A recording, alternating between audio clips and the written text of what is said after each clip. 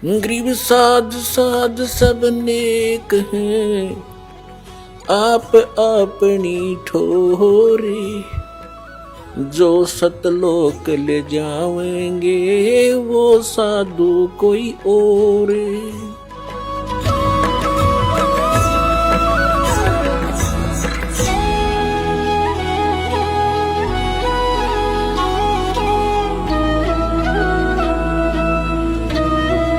तो क्या बताते हैं, केले की कोपीड है और फूल पान फल खाही।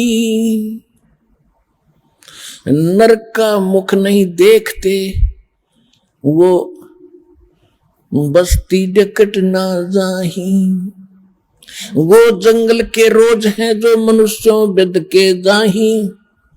निस्दिन फिरो उजाड़ में नो परमात्मा पावे नाही।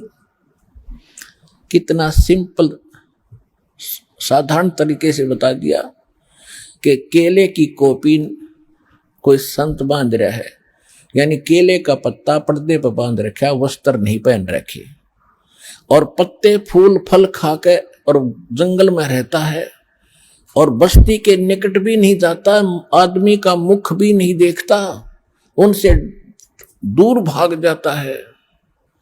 जैसे कहते हैं, केले की कोपीन है जो फूल पत्ते फल खाही और नर का मुख नहीं देखते। उस संत के बारे में वो यही बता रहा था कि वो आदमी के दर्शन नहीं करता, ना दर्शन देता।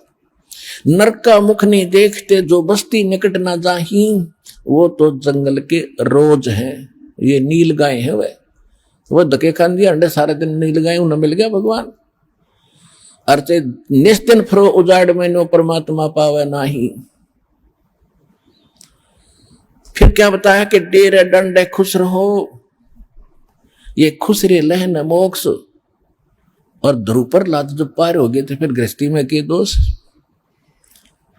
कितना साधारण तरीके से हमारा जो अज्ञान अंधेरा साफ किया भगवान ने, कि आप जी ध्रुव जी को, प्रहलाद जी के तो खूब गुण गाते हो कि मुक्ति प्राप्त कर गए। ये क्या थे? ध्रुव 5 वर्ष की उम्र में घर छोड़ गया था और इसने परमात्मा मिल गए जो इन्होंने, क्योंकि ये पिछले ही, अब ध्रुव को तो मिल गए और लाखों वर्ष बैठिए उन्हें ना मिले। कहने का भाव ये है कि पिछले जन्म जन्मांतर से कोई साधना करता हुआ आ रहा था, और उस साधना के कारण कौन मिला इसको? विष्णु आ गया। और विष्णु से इसने क्या मांगा? मुझे अटल राज दे दो। तो इसने राज दे दिया, क्योंकि इसका वर्क डन मिल गया। मोक्ष नहीं हुआ, भगवान से दोहरे बैठा रहा, जब तक सतलोक नहीं जाएंगे। इतना उस भगवान के मिलने का लाभ क्या हुआ? 120 वर्ष परमात्मा यहां रहे, काशी में ना जाने कितना न देखे। और भगवान शंकर और पार्वती इकट्ठे रहा करते, जब तक नाम नहीं ले लिया पार्वती ने, उसकी उतनी भी राहत ना मिली जो उस मंत्र से मिलनी थी जो शंकर जी देते। तो भगवान के मिलने मात्र से मोक्ष नहीं है। तो कहने का भाव यह है कि ध्रुव ने फिर राज्य किया, विवाह किया, और उसके जो मौसी का लड़का था उत्तम, वो मारा गया था। उसकी पत्नी भी उसी के साथ रही। उसके बाद प्रहलाद ने ब्याह किया, संतान हुई। बलि राजा जिसने 100 यज्ञ किए थे, 100 मन की, जिससे वो इंद्र की गद्दी प्राप्त करना चाहते थे, जिस कारण से भगवान 52 रूप बनाकर आए थे, वो बलि जो है प्रहलाद का पोता था, और बैलोचन उसका पुत्र था प्रहलाद का। तो प्रहलाद ने ब्याह करवाया, ध्रुव ने ब्याह करवाए। तो यहां परमात्मा समझाना चाहते हैं कि डेरे डंडे खुश रहो। डेरा माने घर। कई ये कहते हैं कि गुरु जी ब्रह्मचारी हो और चेले गृहस्थी हो। वाह रे शेरो। अब भक्ति तो देखो दोनों ने करनी पड़ेगी, गुरु जी ने भी और चेले ने भी, और एक जैसा। और ठीक है, तो ब्रह्मचारी रहना बुरा नहीं, और केवल ये कहना कि ब्रह्मचारी ही गुरु हो सकता है, ये मूर्खता है। परमात्मा विधि विधान से मिलेगा, उसको कहते परमात्मा कहते हैं, अगर तुम यही मानते हो कि बाल ब्रह्मचारी रहे और जंगलों में रहे और तभी भगवान मिलेगा, उसके लिए उदाहरण दे रहे हैं कि डेरे डंडे खुश रहो, ये खुसरे लहना मोक्ष, ये हिजड़े पार ना होते अगर केवल ब्रह्मचारी रहने मात्र से ही तुम मानते हो मोक्ष हो जाएगा, तो इन खुसरों का नंबर तो अब तो पहले आना चाहिए था।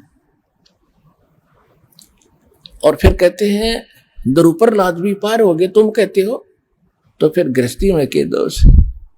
अब परमात्मा का कहने का ये तात्पर्य नहीं है कि खुसरे मोक्ष नहीं पाएंगे, यानी मुक्ति मनुष्य जीवन हो, चाहे वो खुसरे हैं, ये भी तो मानव है, इनमें सब बुद्धि है और स्त्री है पुरुष है, इस विधि से मोक्ष प्राप्ति होगी मानव शरीर में। तो परमात्मा ने ये बताना चाहिए, जैसे परमात्मा कबीर जी ब्रह्मचारी थे, वो तो मालिक हैं, उनको तो ये वासनाएं निकट भी नहीं है, लेकिन एक गृहस्थी क्रम करके दिखाया उन्होंने। 2 बच्चे मुर्दे जिंदे करे थे किसी कारण से, किसी की शर्त पे, और 2 माता पिता थे, मुंह बोले जन्म नहीं था मालिक का, वो नीरुनिमा उठा लाए थे दाता को, जब सतलोक से आके कमल के फूल पर विराजमान हुए थे लहर तारा तालाब में।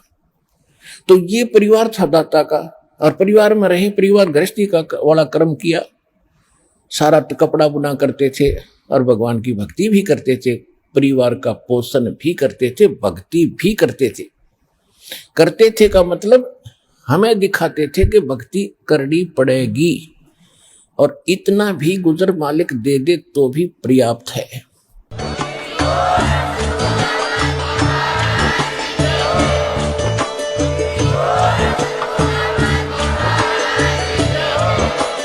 आप सुन रहे थे जगत गुरु तत्वदर्शी संत रामपाल जी महाराज जी के मंगल प्रवचन। अधिक जानकारी के लिए विजिट कीजिए हमारी वेबसाइट www.jagatgururampalji.org। संत रामपाल जी महाराज जी के शुभ आशीर्वाद से पूरे विश्व भर में 500 से भी ज्यादा नाम दीक्षा केंद्र हैं, जिन पर संत रामपाल जी महाराज जी द्वारा ऑनलाइन निशुल्क नाम दीक्षा दी जा रही है। अपने नजदीकी नाम दीक्षा केंद्र का पता करने के लिए संपर्क करें 8222880541।